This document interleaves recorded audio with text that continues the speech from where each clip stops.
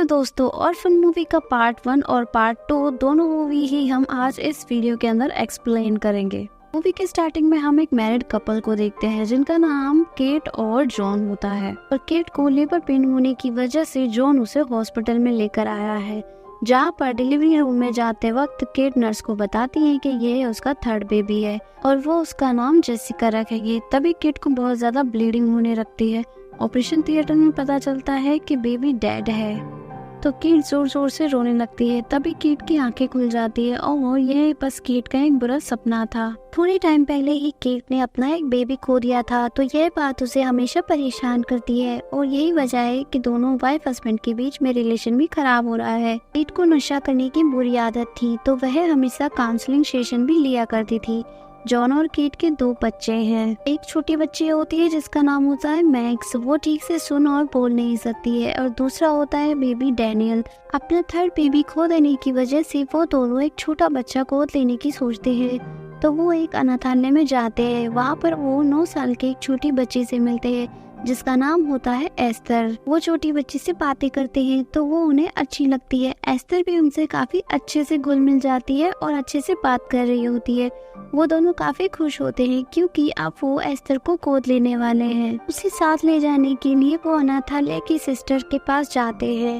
वह उन्हें बताती है कि यह एक बहुत प्यारी बच्ची है और यह बहुत समझदार है, इसमें काफी मैनर्स भी है और यह काफी खुश मिजाज है, यानी कि सबसे बहुत हंसकर बातें करती है। और इसकी लास्ट फैमिली एक एक्सीडेंटली घर में आग लगने की वजह से मारी गई थी और यह बहुत ही मुश्किल से बच पाई थी। और यह एक रशियन बच्ची है लेकिन इंग्लिश भी बहुत अच्छे से उसे बोलनी आती है क्योंकि वह काफी इंटेलिजेंट भी है। वो उसे अपने साथ घर ले आते हैं। मैक्स सभी बातें हाथों के इशारों से समझ पाती है तो एस्तर भी हाथों के सिंबल्स को रास्ते में सीख रही होती है। घर पहुंचने पर मैक्स एस्तर को देखकर बहुत ज्यादा खुश होती है लेकिन डैनियल नाखुश होता है क्योंकि उसे ऐसा लग रहा था कि अब इसके आ जाने से मॉम डैड उसे इम्पोर्टेंस नहीं देंगे। वो एस्तर से ठीक से बात भी नहीं करता। एस्तर पियानो देखकर बहुत खुश होती है और केट उसे सिखाने के लिए बोलती है। उसके लिए एक रूम भी सजाया था जो उसे बहुत पसंद आता है। एक रात दोनों कपल अपने रूम में थे तभी एस्तर वहाँ पर आ जाती है मैक्स के साथ में और कहती है कि बिजली चमकने की वजह से हमें डर लग रहा है और हमें डैड के साथ सोना है। अगले दिन एस्तर स्कूल का यूनिफॉर्म ना पहनकर अपनी पसंद का एक ड्रेस पहनती है और स्कूल जाती है, जिसे देखकर क्लास के सभी बच्चे उस पर हंसते हैं और एस्तर को अंदर ही अंदर बहुत ज्यादा गुस्सा आता है। स्कूल के बाद डैनियल एक शॉटगन से निशाना लगाकर कुछ चीजें शूट कर रहा था। इसी दौरान वो एक कबूतर को शॉट कर देता है। कबूतर नीचे गिरकर तड़पने लगता है। तभी वहाँ पर एस्तर और मैक्स भी आ जाती है और एक पत्थर उठाकर डैनियल को देती है और कहती है कि इसे मार दो वरना ये ऐसे ही तड़पता रहेगा। जिस पर डैनियल कहता है कि सॉरी, मैं इसे नहीं मार सकता, मुझसे वो गलती से लग गया। फिर एस्तर उस कबूतर को पत्थर से मार देती है। केट जब एस्तर के रूम में कपड़े रखने जाती है तो उसे वहाँ पर एक बाइबल मिलती है जिसमें एक आदमी की तस्वीर होती है, लेकिन वो उसे नजरअंदाज करके वापस वहीं पर रख देती है। अगला सीन स्कूल का होता है जहाँ पर कुछ बच्चे एस्तर को परेशान कर रहे होते हैं, जिसमें से एक बच्ची उसकी बाइबल लेकर उसका मजाक उड़ाती है और उसे फेंक देती है तो सारे पेजेस बिखर जाते हैं। एस्तर को ये देखकर बहुत ज्यादा गुस्सा आता है तो वो बहुत जोर से चीखती और चिल्लाती है। यह सभी देखकर सारे बच्चे डर जाते हैं। उनके बाद केट एस्तर को पियानो सिखाते हुए बातें करती है। केट अब एस्तर को बहुत पसंद करने लगी है तो केट उसे अपने थर्ड बेबी की याद के बारे में बताए गए प्लांट के बारे में बताती है, जिससे देखकर एस्तर भी रोने लगती है। केट उसे गले लगा लेती है। दोनों में इतना गहरा प्यार हो गया है कि लग ही नहीं रहा है कि एस्तर को गोद लिया गया है। अब एक रात केट और जॉन किचन में बड़े रोमांटिक मूड से इंटीमेट हो रहे थे। एस्तर यह देख लेती है और केट को भी पता चल जाता है कि एस्तर वहाँ पर थी। अगले दिन केट इस बारे में बात करने के लिए एस्तर के पास जाती है। केट एस्तर को समझाने लगती है कि बड़े कुछ ऐसी चीजें करते हैं जो बच्चों को नहीं देखनी चाहिए। तो एस्तर बोलती है कि आप परेशान ना हो, मैं सब कुछ जानती हूँ। केट हैरान थी कि इतनी छोटी सी बच्ची को ऐसी सब बातें कैसे पता है। केट अपने हस्बैंड से इस बारे में डिस्कस करती है। जॉन कहता है कि शायद हो सकता है कि हमारे साथ रहने से पहले उसने ये कहीं पढ़ा हो। अगले दिन जॉन सभी बच्चों को पार्क में खेलने के लिए लेकर जाता है। वहाँ पर एस्थर के स्कूल वाले बच्ची भी आई होती है। वह उसे देखकर बहुत ज्यादा घूरने लगती है तो वह बच्ची परेशान हो जाती है। थोड़ी देर बाद में एस्थर उसे स्लाइड से धक्का दे देती है जिससे उसे चोट लग जाती है। मैक्स एस्थर को धक्का देते हुए देख लेती है। उसके बाद मैक्स उससे डरने लगती है। रात को सब मिलकर डिनर कर रहे होते हैं तो जॉन एस्थर से पार्क में हुई घटना के बारे में पूछता है। एस्थर कहती है कि हम तो बस वहाँ पर खेल रहे थे, वो तो खुद ही स्लाइड से फिसलकर गिर गई थी। डेनियल एस्थर से बदतमीजी से बात करता है। जॉन उसे सॉरी मांगने के लिए कहता है लेकिन डेनियल सॉरी नहीं मांगता और डिनर छोड़कर चला जाता है।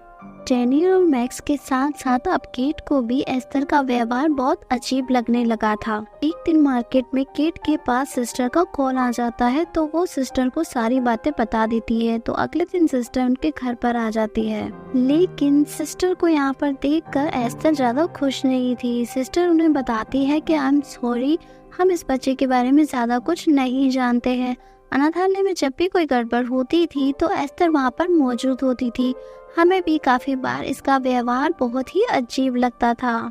केट एस्थर के बारे में काफी परेशान हो जाती है तो जॉन कहता है कि हो सकता है कि शायद सिस्टर को कोई वहम हो रहा हो। एस्थर एक छोटी बच्ची होती है इसीलिए जॉन को उस पर पूरा भरोसा होता है। अब ये सभी बातें एस्थर सुन रही होती है।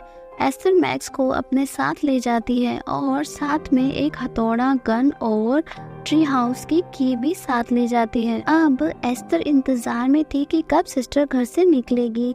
सिस्टर अब कार में घर से निकलती है तो पुलिया के रास्ते पर कार के आगे मैक्स को वो धक्का दे देती है तो सिस्टर मैक्स को बचाने के लिए अपनी कार की टक्कर कर देती है और वो कार से उतरकर मैक्स को देखने जाती है। तभी एस्थर पीछे से हथौड़े से सिस्टर पर हमला करती है।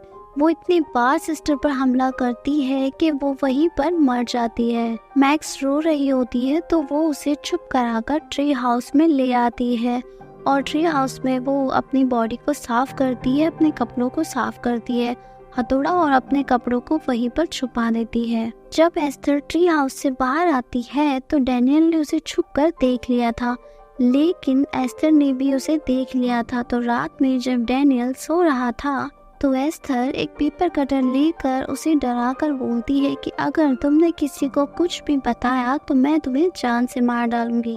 अब घर पर सिस्टर के आने के बाद से एस्थर को काउंसलर के पास ले जाया जाता है लेकिन वहाँ पर भी वह बहुत चालाकी से काउंसलर को अपनी बातों में फंसा लेती है। अब केट ही सबके सामने बुरी बन जाती है और एस्थर के अकॉर्डिंग केट उसे समझ नहीं पा रही है और उसे एक मॉम के जैसे प्यार नहीं दे पा रही है।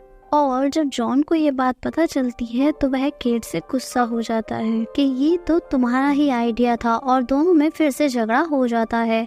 केट के पास फिर अनाथालय से कॉल आता है, सिस्टर जो आपके घर आई थी वो अभी तक मिसिंग है। पुलिस भी अब सिस्टर को ढूंढ रही थी।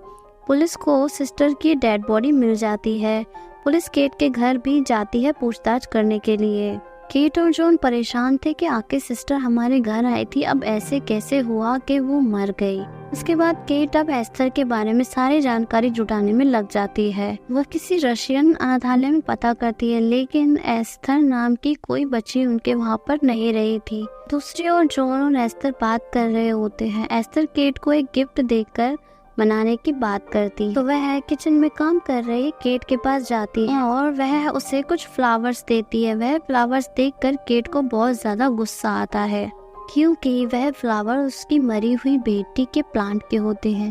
केट उससे वो फ्लावर छीनने की कोशिश करती है, वो उसे फ्लावर्स नहीं दे रही थी। तभी वहाँ पर जॉन आ जाता है और दोनों को दूर कर देता है। केट रोते रोते उस प्लांट के पास चली जाती है। अगले सीन में जब जॉन घर पर आता है तो वह देखता है कि एस्थर के हाथ पर बहुत ज्यादा सूजन है। एस्थर कहती है कि मुझे बहुत दर्द हो रहा है। असल में दोस्तों एस्थर ने ही अपना हाथ खुद ही तोड़ लिया था ताकि ये लगे कि केट ने उसके हाथ की हड्डियां तोड़ी हैं, जिससे जॉन उससे और ज्यादा दूर जाने लगता है। केट पहले ही बहुत परेशान होती है अब अपने हस्बैंड का ऐसा व्यवहार देखकर वह एक वाइन शॉप पर जाती है और कुछ वाइन्स की बोतल ले लेती है, लेकिन वो ड्रिंक नहीं करती है बल्कि सारी वाइन सिंक में वेस्ट कर देती है। एक दिन केट अपने बच्चों को स्कूल छोड़ने के लिए जा रही होती है तो डैनियल की बुक्स बैग से नीचे गिर जाती है, तो केट उसके पास जाती है और पीछे से एस्थर कार को स्टार्ट कर देती है। कार ढलान पर होने की वजह से पीछे की तरफ जाने लगती है। कार में मैक्स बैठी होती है। केट कार को जाता देखकर उसे रोकने की बहुत कोशिश करती है, लेकिन रोक नहीं पाती और बर्फ में जाकर टकरा जाती है और खुद ही रुक जाती है। मैक्स को बाहर निकालती है और इस बात से उसके हस्बैंड काउंसलर को घर बुला लेते हैं। जॉन बताता है कि केट रात को घर पर वाइन लेकर आई थी, लेकिन केट कहती है कि मैंने वाइन चखी तक नहीं है, लेकिन कोई भी केट की बात पर यकीन नहीं करता। अब डैनियल मैक्स के पास जाता है और उससे पूछता है कि तुम्हें कुछ पता है, जिस पर वह उसे कुछ ड्राइंग्स दिखाती है जिससे पता चल रहा था कि एस्थर ने काफी गलत काम किए हैं। डैनियल को यकीन हो जाता है तो वह बोलता है कि मैं आज ट्री हाउस में जाकर सबूत इकट्ठा करूंगा और एस्थर गेट के पास में सारी बातें सुन रही होती है। दूसरी ओर केट और एस्थर का रूम चेक करने जाती है। वहाँ पर उसे वही बाइबल दोबारा मिलती है जिसपे काफी सारे आदमियों की फोटोज है और उसे उस बाइबल से साना इंस्टीट्यूट के बारे में पता चलता है। तो वह उसके बारे में और छानबीन करती है और वहाँ पर कॉल करती है, तो उसे पता चलता है कि वहाँ पर कोई अनाथालय नहीं है बल्कि एस्थर किसी मेंटल हॉस्पिटल में से आई है। डैनियल अब सबूत इकट्ठा करने के लिए ट्री हाउस में गया था, लेकिन एस्थर भी वहां पर आ जाती है और वह पूरे ट्री हाउस में आग लगाकर डैनियल को वहीं पर लॉक करके छोड़ जाती है। डैनियल अब बचने की कोशिश करता है तो वह खिड़की से बाहर निकलता है, लेकिन ट्री हाउस में आग बढ़ रही थी तो वह नीचे गिरकर बेहोश हो जाता है। केट भी ये सब देखकर उसे बचाने के लिए आती है। एस्थर एक पत्थर उठाकर डैनियल को मारने ही वाली होती है, तभी मैक्स वहां पर आकर उसे धक्का दे देती है। किट वहां आकर अपने बेटे को हॉस्पिटल लेकर जाती है। वहां पर किट अपने हस्बैंड को समझाने की कोशिश कर रही होती है कि यह सब कुछ एस्थर ने ही किया है, लेकिन वह कहता है कि वह तो एक छोटी सी बच्ची है, वह ऐसा नहीं कर सकती। और जॉन केट की बातों में यकीन नहीं करता। वह एस्थर कुछ पीने की बोलकर डैनियल को मारने के लिए जाती है, लेकिन मैक्स को उस पर शक हो जाता है तो वह उसके पीछे सोडा शॉप तक जाती है, लेकिन वह उसे वहां पर नहीं मिलती। तो वह तुरंत ये सब बताने के लिए अपनी मम्मी के पास दौड़ जाती है। एस्थर डैनियल को मारने की पूरी कोशिश कर रही थी, लेकिन लकीली डैनियल को बचा लिया जाता है। ये सब कुछ देखकर केट को एस्थर पर शक होता है तो वह एस्थर को जोरदार थप्पड़ मारती है। ये डॉक्टर्स केट को पागल समझकर उसे इंजेक्शन देकर हॉस्पिटल के एक बेड पर लिटा देते हैं और जॉन बच्चों को लेकर घर जा चुका था। मैक्स को सुलाने के बाद वह वाइन पी रहा था। अब एस्थर जॉन के पास आती है और उसने अपने आप को बड़ी लेडी की तरह तैयार किया हुआ था। वो आकर के जॉन के पास बैठ जाती है और एस्थर उसे अपनी बातों में फंसाने की कोशिश करती है, लेकिन जॉन उसे अपनी बेटी जैसी मानता है तो वह वहां से खड़ा हो जाता है और एस्थर को डांट कर कहता है कि जाओ जाकर सो जाओ। रूम में जाकर एस्थर को बहुत गुस्सा आता है तो वह अपना सारा मेकअप उतार कर अपने असली रूप में आ जाती है। दूसरी ओर केट को मेंटल हॉस्पिटल से एक डॉक्टर का कॉल आता है।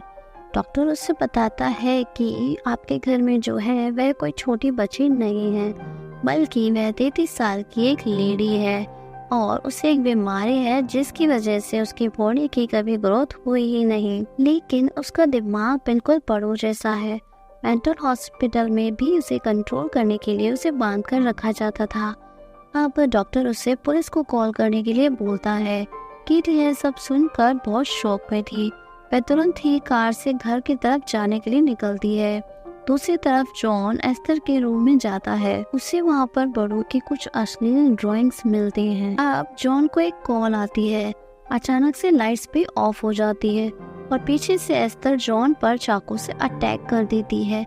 तो इतनी ज्यादा बार अटैक करती है कि जॉन की वहीं पर मौत हो जाती है और मैक्स यह सब कुछ देख लेती है। एस्थर अब उसे भी मारने की कोशिश करती है।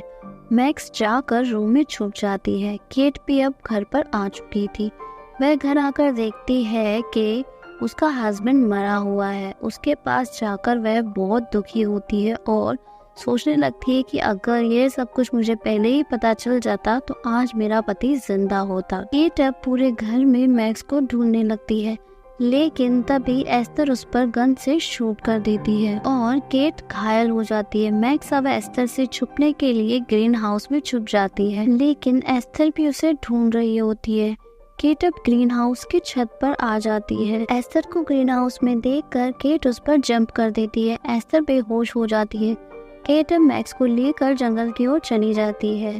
पुलिस भी अब घर पर आ चुकी है, लेकिन एस्थर को होश आ चुका था, तो वह फिर केट पर पीछे से अटैक करती है और मैक्स गन लेकर एस्थर को शूट करने की कोशिश करती है, लेकिन गोली सीधे तालाब में जमी बर्फ में जाकर लगती है तो बर्फ टूटने लगती है और दोनों अब पानी में गिर जाती है। केट जैसे तैसे करके ऊपर से बाहर आने की कोशिश करती है, लेकिन एस्थर उसका पैर पकड़ लेती है और बोलती है कि मम्मी प्लीज मुझे बचा लो। केट उसके फेस पर जोर से एक हिट करती है और बोलती है कि मैं तुम्हारी मम्मी नहीं हूँ, जिससे एस्थर को काफी गहरी चोट लगती है और वह पानी के अंदर ही बेहोश हो जाती है।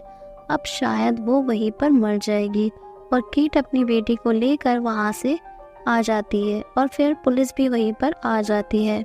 और इस मोमेंट के बाद में और मूवी का पार्ट 1 यहीं पर खत्म होता है। तो शुरुआत में हम एक औरत को देखते हैं जो एक पागलों के हॉस्पिटल में आई हुई है। यह एक डॉक्टर है जो पागल मरीजों का इलाज करती है, जिसका नाम एना होता है। वहाँ पर हॉस्पिटल का डॉक्टर एना को पूरा हॉस्पिटल दिखाता है और वह बताता है कि यहाँ भी कुछ मरीज ऐसे भी हैं जो बहुत आराम से रहते हैं और कुछ मरीज ऐसे भी हैं जिनका बहुत ज्यादा ध्यान रखना पड़ता है क्योंकि वो काफी डेंजरस होते हैं। तभी वहाँ पर एक आदमी आकर बताता है कि लीना नाम की मरीज गायब हो गई है। वह इंचार्ज यह बात सुनकर बहुत ज्यादा डर गया था।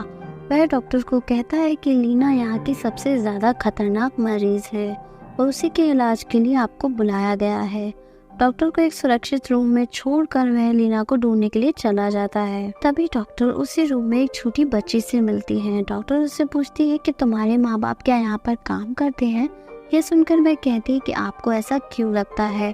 ये लीना थी और ये बच्ची नहीं थी। असल में इसकी उम्र 23 साल थी, मगर दिखने में ये 10 साल की बच्ची जैसी लगती है। और लीना बस डॉक्टर पर हमला करने वाली थी, पर तभी वहाँ पर हॉस्पिटल का स्टाफ आ जाता है और वो लीना को पकड़ लेते हैं। और हॉस्पिटल का इंचार्ज डॉक्टर को लीना के बारे में बताता है कि लीना को एक ऐसी बीमारी है जिस वजह से उसकी उम्र बढ़ना बंद हो गई है।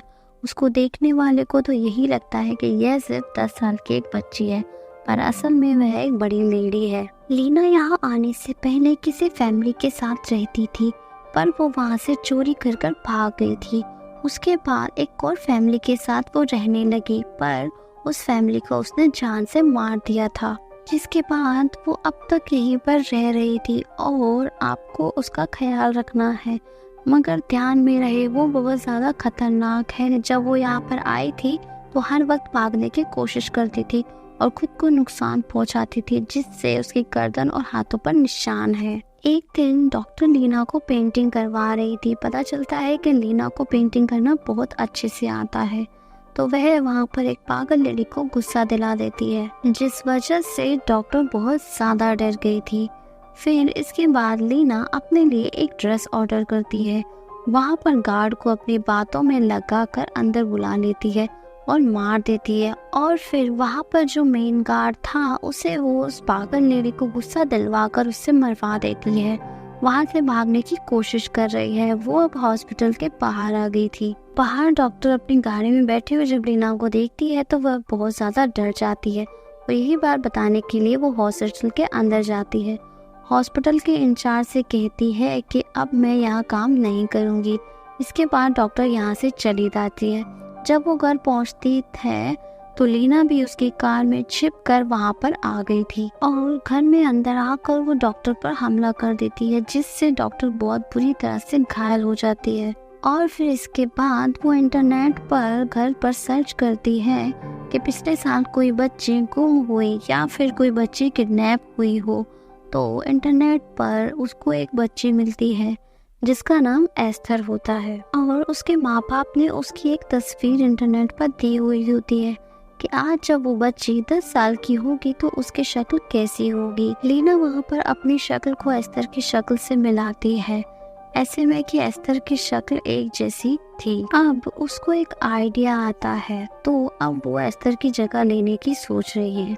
वो खुद को एक 10 साल की बच्ची जैसे तैयार करती है। अब वो यहाँ से एस्थर की फैमिली के पास जाएगी। अब बाहर जाते वक्त वो डॉक्टर को देखती है जो कि अभी तक जिंदा थी। डॉक्टर कहती है कि प्लीज मुझे छोड़ दो, मुझे मत मारो, लेकिन लीना उसे जान से मार देती है। और यहाँ पर हमें पता चलता है कि लीना कितनी ज्यादा खतरनाक है। फिर वो एक गार्डन में जाकर झूला झूलने लगती है। एक पुलिस ऑफिसर उसके पास आकर पूछता है कि तुम यहाँ पर क्या कर रही हो।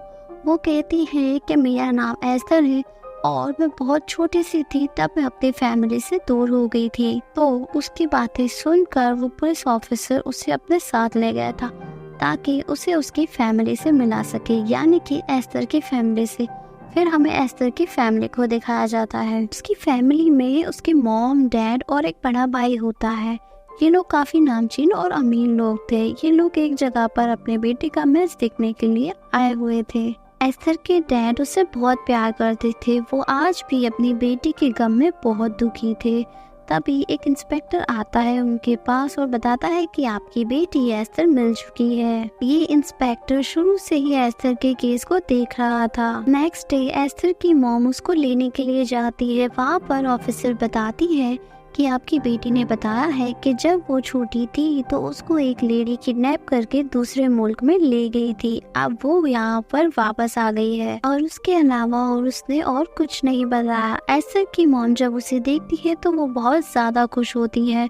वो उसको अपने साथ वापस घर पर ले जा रही थी। वो रास्ते में काफी ज्यादा बातें कर रही थी जो कि एस्थर के बारे में थी। लीना यहाँ एस्थर बनने की पूरा प्रयास कर रही थी। यहाँ पर वो कुछ ऐसा भी बोल जाती है जो उसको नहीं बोलनी चाहिए थी।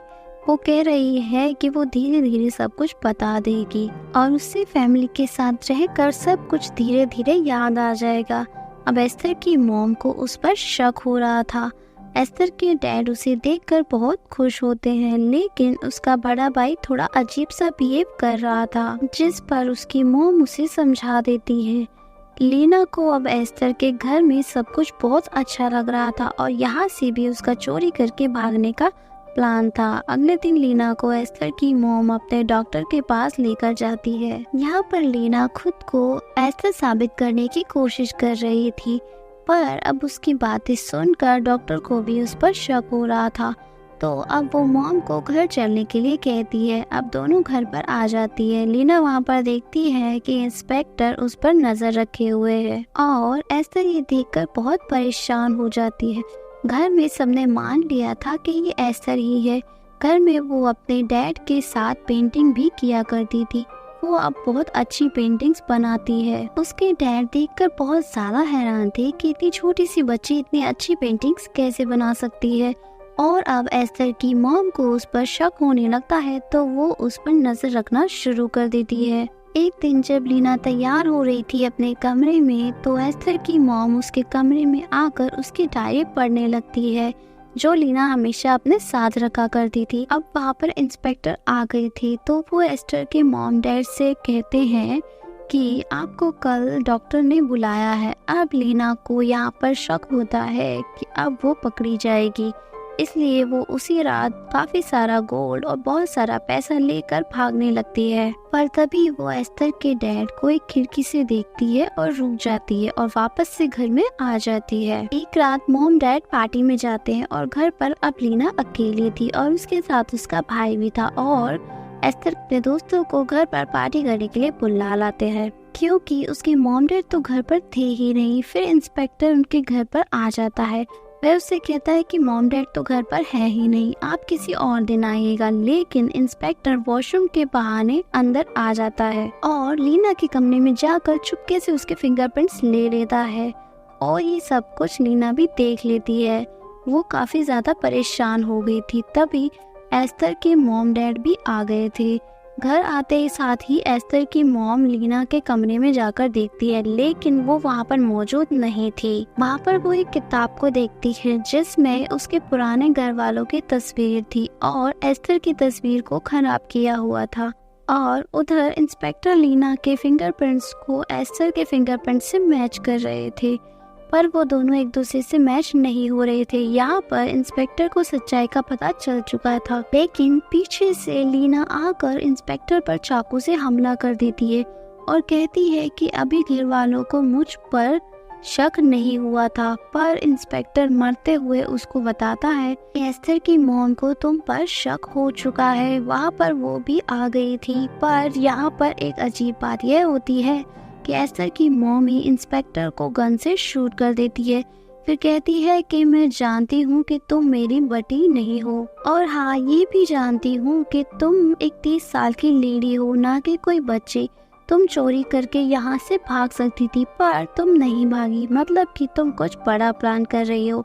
लीना कहती है कि मुझे यहाँ से जाने दो, मैं कुछ नहीं करूँगी। लेकिन यहाँ पर एस्थर की मॉम कहती है कि नहीं, तुम यहाँ से नहीं जा सकती, मैं एस्थर को दोबारा गायब नहीं कर सकती हूँ। यहाँ पर हमें एक हैरान करने वाली बात पता चलती है। वो कहती है कि मेरे बेटे ने मेरी छोटी सी बेटी से एक दिन लड़ाई कर ली और उसको मार दिया।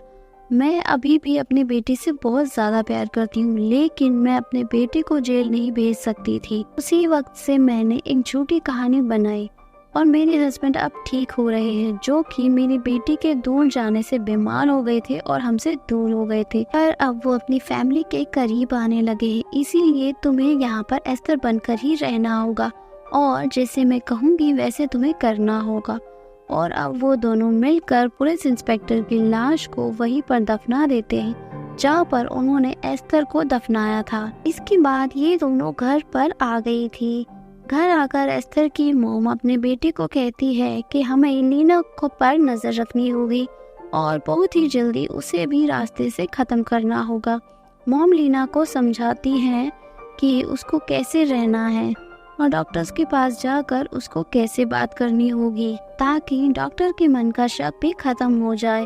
अब एक दिन एस्थर की मॉम लीना को खाना देती है, पर वो उसको खाती नहीं है, अपने रूम में ले जाकर अपने एक चूहे को खिला देती है, जिससे वो चूहा मर गया था। अब एस्थर को पता चल जाता है कि उसको मारने के लिए खाने में जहर मिलाया गया था, पर अगले दिन वही चूहा वह मॉम की ड्रिंक में मिला देती है, जिससे कि उसको बहुत ज्यादा गुस्सा आता है लीना पर। डैड अब अपनी पेंटिंग के प्रदर्शन के लिए जा रहे थे। लीना भी डैड के साथ जाने की कोशिश करती है क्योंकि वो जानती है अगर वो घर पे अकेली रही तो मॉम और उसका भाई उसे मार डालेंगे। जब सभी स्टेशन पर एस्थर की डैड को छोड़ने के लिए जाते हैं, तभी वहाँ पर लीना मॉम और उसके बेटे को मारने की कोशिश करती है, पर दोनों बच जाते हैं। लीना डर के मारे वहाँ से भाग जाती है उसकी गाड़ी लेकर, पर एक पुलिस वाली उसको पकड़ लेती है और दोबारा से उसको घर पर छोड़ देती है। मॉम उस पुलिस वाले से कहती है कि मेरी बेटी अक्सर ऐसी हरकतें करती रहती है और वो खुद को नुकसान पहुंचा भी लेती है। अब वो और उसका बेटा दोनों लीना को मारने की कोशिश करते हैं। उसका बेटा लीना को सीढ़ियों से नीचे गिरा देता है, पर वो बच जाती है और अब लीना ने उसके बेटे को मार दिया था।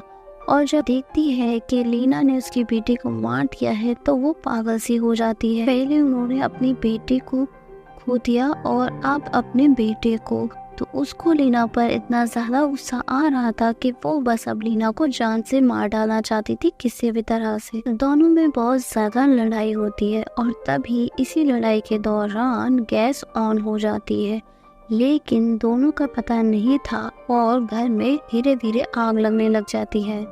बार बार लीना पर हमला कर रही थी और आग धीरे धीरे घर में बढ़ती जा रही थी। दोनों अब लड़ते लड़ते छत पर आ गई थी और तभी वहाँ पर एस्थर के डैड भी आ गए थे। लड़ते हुए दोनों छत पर लटक जाते हैं। अब एस्थर के डैड अपनी वाइफ को बचाने की कोशिश करते हैं, लेकिन वो नहीं बचा पाते हैं और मॉम नीचे गिरकर मर जाती है। पर एस्थर के डैड ने लीना को बचा लिया था, यानी कि अपनी बेटी समझकर।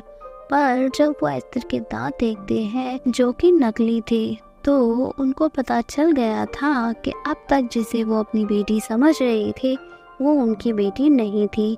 लीना कहती है कि सब कुछ मैंने तुम्हारे पाने के लिए किया था। जैसे कि हमें पता है कि लीना की उम्र 30 साल की है और एस्थर के डैड को बहुत गुस्सा आ रहा था और इन्हीं सब बातों के बीच में डैड भी नीचे गिरकर मर जाते हैं। लीना अब वापस घर में आ गई थी जो कि पूरी तरह से जल रहा था।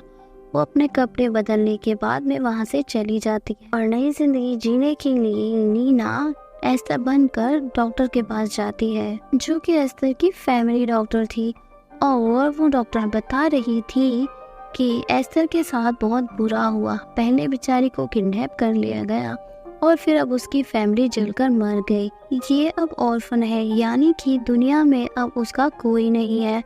और फिर कहते हैं कि मैं एक फैमिली को जानती हूँ जो इसे गोद ले सकती है।